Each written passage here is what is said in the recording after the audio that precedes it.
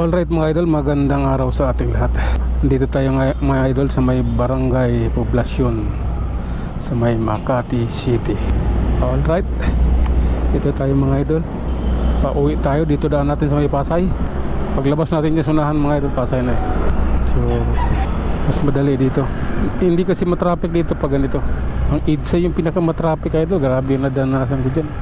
Dahil may isang oras at 10 minuto mong biyahe. Samantalang pag walang traffic yung EDSA 35 minutes lang ano ng bahay. Okay, relax lang mga idol. At may mga estudyante. Op. Tawid boss, tuloy mo. Yan. Uy mo, hindi naman kita buburautin sila. Okay. Op ya. Alalay lang mga idol. At medyo mo traffic dito ah.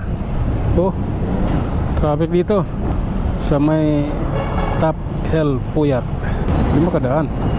Ipit dito idol eh. Ipit dun, ipit. Lalay lang mga idol. Dahil nasa ano tayo, matinding pressure ng traffic. Okay, this is the time. Hop. Siyempre tuloy tayo mga idol dahil din sumagang ito. Okay.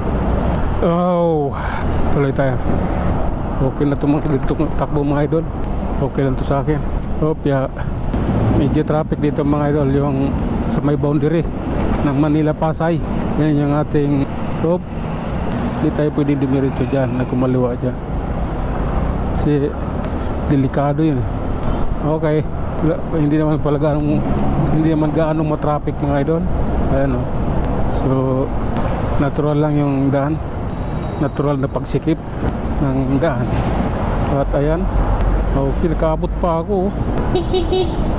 Naabot ko pa yung stoplight. Ayan o ba? Checkpoint?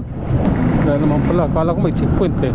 Kasi yung sakit yan, di pag may checkpoint dyan. Ayun, pasok ka na. Okay, tuloy tayo mga idol. Ayan.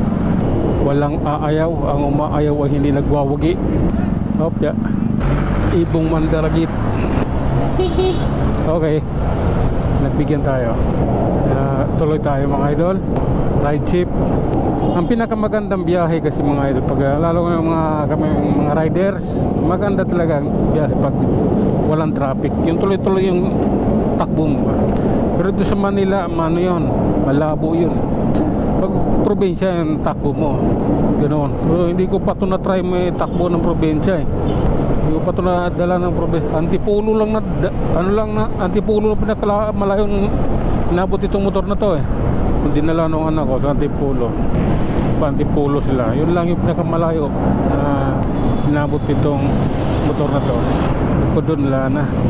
At isang bisis lang din nangyari yun mga idol, yung pupunta lang ng Antipolo. Kaya ko dyan, dito ako.